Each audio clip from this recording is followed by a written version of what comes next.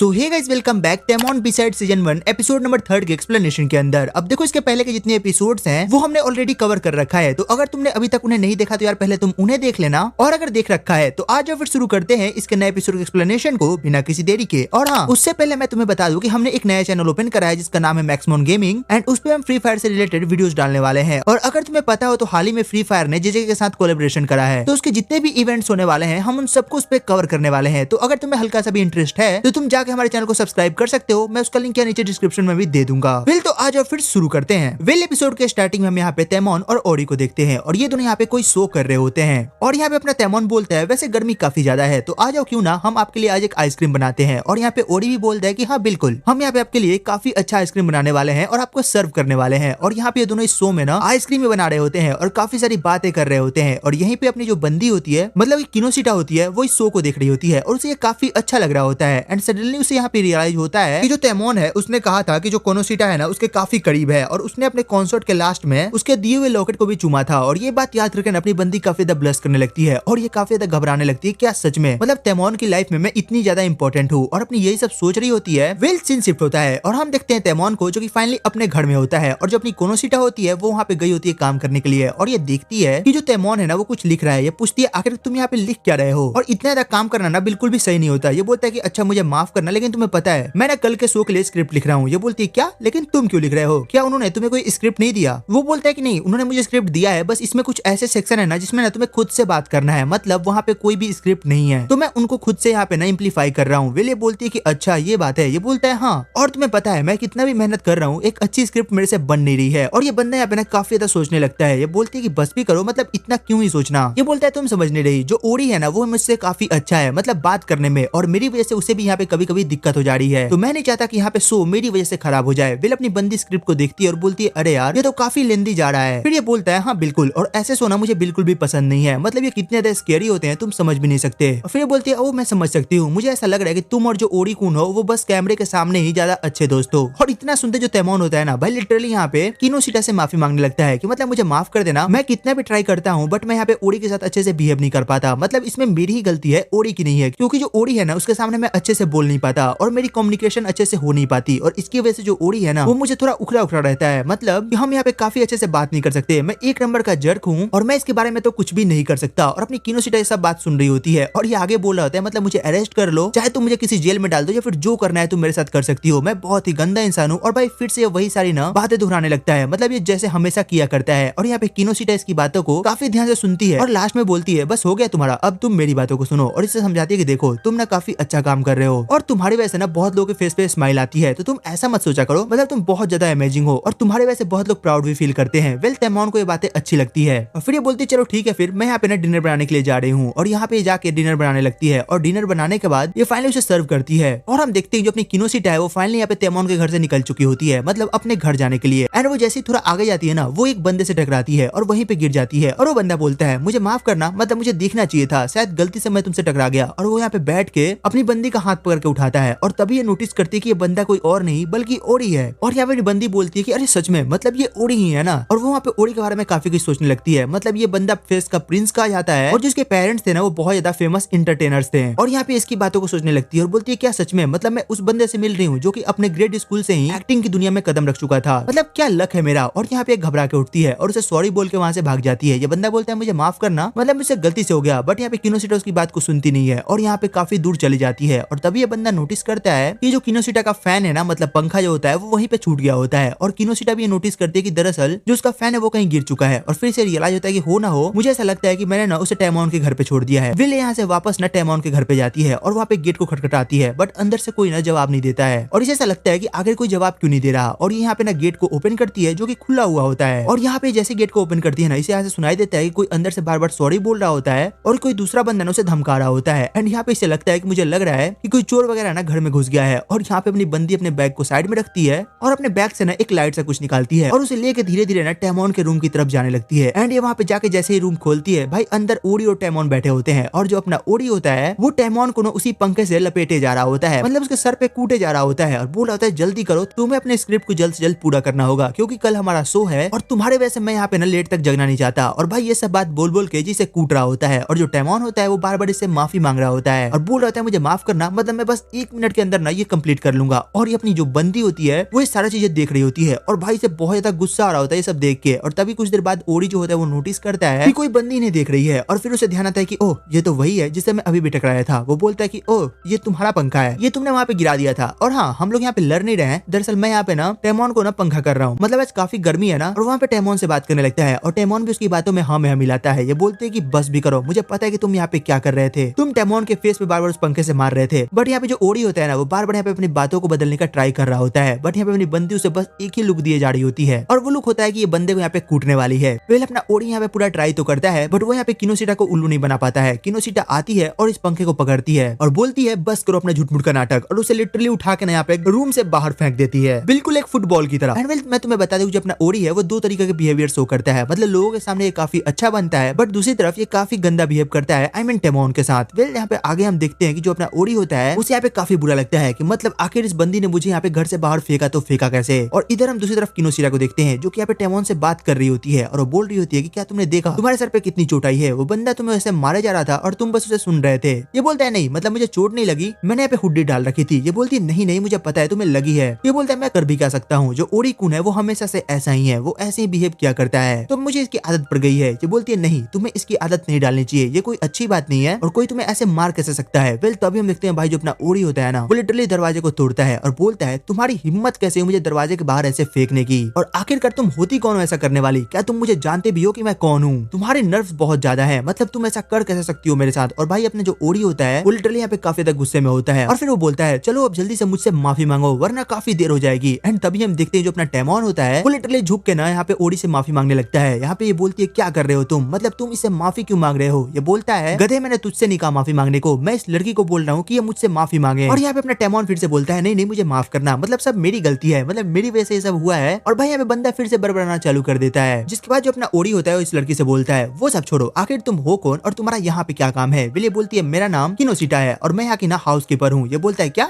House keeper, तो तुम बस एक हाउस कीपर हो और तुम यहाँ पे ऐसे घूम रही हो जैसे पता नहीं क्या है। मुझे पता है कि तुम काफी बड़ी फैन हो इसकी और इसीलिए तुम ऐसी हरकतें कर रही हो। ये बोलती है हाँ बिल्कुल हूँ, तो उससे तुम्हारा क्या जाता है। और ये बंदा बोलता है क्या सच में। और तभी यहाँ पे ना टेमोन को पकड़ता है और बोलता है अच्छा तुम एक बात बताओ आखिर इस बंदे में ऐसी अच्छी बात क्या है, मतलब ये बाहर सबके सामने अच्छा बिहेव करता है और अंदर यहाँ पे ये एकदम बच्चों जैसा बिहेव करने लगता है, मतलब आखिर तुम्हें दिखा तो दिखा क्या इसमें। और यहाँ पे अपनी बंदी को ना काफी गुस्सा आता है और यहाँ पे जो ओडी होता है ना वो यहाँ पे टेमोन को लूजर भी बोलता है। एंड वेल इतना सुनते ही जो अपनी बंदी होती है वो लिटरली इसके हाथ को पकड़ती है और बोलती है तुमने अगर एक और बार इसकी इंसल्ट करी तो फिर मैं तुम्हारी जान ले लूंगी। मतलब भाई अपनी बंदी को यहाँ पे बिल्कुल भी अच्छा नहीं लगता है कि जो ओडी है वो यहाँ पे टेमोन की इंसल्ट कर रहा होता है और यहाँ पे लिटरली ना बहुत ज्यादा गुस्से में होती है और इन लोगों के बीच में भी एक और फाइट होने वाली होती है। तो अभी यहाँ पे टेमोन के मैनेजर की एंट्री होती है और वो बोलता है ये सब क्या चल रहा है, तुम सब पागल हो गए हो क्या, ये क्या गेट वेट तोड़ रखा है, मतलब तुम सबके चक्कर में ना मेरा बहुत खर्चा हो रहा है। और भाई ये बंदा यहाँ पे काफी गुस्से में होता है और तभी यहाँ पे ओडी कहता है बस भी करो तुम अपनी बकवास, मैं तुम्हारी कोई बात नहीं सुनने वाला। और तभी मैनेजर बोलता है अरे अरे मैं आपको नहीं बोल रहा था, आप ये लो मैं आपके लिए यहाँ पे बबल टी लेके आया हूँ तो आप प्लीज इसे पियो। ओडी इसे पीने लगता है और हम देखते हैं भाई यहाँ पे सब लोग अपने अपने काम में लग चुके होते हैं। मतलब जो अपना टेमोन होता है वो अपनी स्क्रिप्ट लिख रहा होता है और यहाँ पे ओडी अपना टी पी रहा होता है। दूसरी तरफ हम यहाँ पे किनोसिटा को देखते हैं जो कि यहाँ पे ड्रिंक तैयार कर रही होती है, आई मीन जूस तैयार कर रही होती है। और इधर हम देखते हैं अपने मैनेजर को जो कि भाई लिटरली अपने काम में लग चुका होता है, मतलब हथौड़ा मारने काम में, बेचारा अपना गेट सही कर रहा होता है। वेल फाइनली हम देखते हैं जो अपनी किनोसिटा होती है ना वो अब घर जाने वाली होती है और यहाँ पे जो अपना बंदा होता है वो बार बार उसे रोकता है और फिर ये बोलती है बताओ क्या बात है। ये बोलता है नहीं कुछ नहीं बस तुम जाओ, शायद मैंने ऐसे ही रोक लिया होगा। वेल किनोसिटा जैसे यहाँ से निकलने वाली होती है तभी टेमोन उसे फिर से रोकता है और बोलता है देखो मैं कल काफी अच्छा करूंगा। ये बोलती है हाँ मुझे पता है कि तुम बिल्कुल अच्छा करोगे। वेल इतना बोल के वहाँ से नीचे चली जाती है और तभी जैसे ये लिफ्ट से बाहर निकलती है इसके सामने यहाँ पे होता है अपना ओडी और वो लिटरली लिफ्ट के अंदर आता है और वो वहाँ पे लिफ्ट को फिर से बंद कर देता है और वो किनोसिटा के काफी पास आता है और बोलता है मैं चाहूंगा कि आज तुमने जो भी देखा मतलब मेरे को लेके वो तुम बाहर किसी के साथ शेयर ना करो। ये बोलती है हाँ मुझे पता है मैं वो नहीं करूंगी। ये बोलता है मुझे यकीन नहीं हो रहा, तुम्हें इसके बदले में जरूर कुछ चाहिए होगा। चलो एक काम करते हैं, तुम्हें अगर टेमोन से कुछ भी चाहिए होगा तो तुम मुझे बताना, मैं उसे बोलूंगा और वो मेरी बात टाल नहीं सकता। इतना सुनते ही अपनी बंदी यहाँ पे उठा के इसको पटकती है मतलब की दीवार पे और बोलती है तुम मेरी बात ध्यान से सुनो, टेमोन तुम्हारे जैसा बिल्कुल नहीं है और रही बात तुम्हारी तो मैं तुम जैसे बंदों को याद रखना पसंद भी नहीं करती हूँ और मैं इसे किसी से कहने वाली नहीं हूँ। और इतना बोल के यहाँ से चले जाती है। फिर ये बंदा बोलता है सच में यार बंदी में दम तो है, मतलब मुझे उठा के पटक दिया इसने। सीन शिफ्ट होता है और हम इधर देखते हैं फेस के 5 मेंबर्स को, मतलब टेमोन, ओडी और बाकी के 3 लोगों को, और ये लोग यहाँ पे काफी खुश होते हैं। मतलब यहाँ पे एक नया सॉन्ग रिकॉर्ड होने वाला होता है जो कि ऑफ कोर्स एक ब्रेकअप सॉन्ग होने वाला होता है। बट ये लोग यहाँ पे काफी एक्साइटेड होते हैं क्योंकि अभी ना ये लोग कुछ नया करने वाले होते हैं। तभी इन्हें पता चलता है कि दरअसल यहाँ पे ना अब एक नया ग्रुप का सेंटर चुना जाने वाला है। मतलब अभी तक जो ग्रुप का सेंटर था, मतलब फेस का जो सेंटर था वो अपना तेमोन था,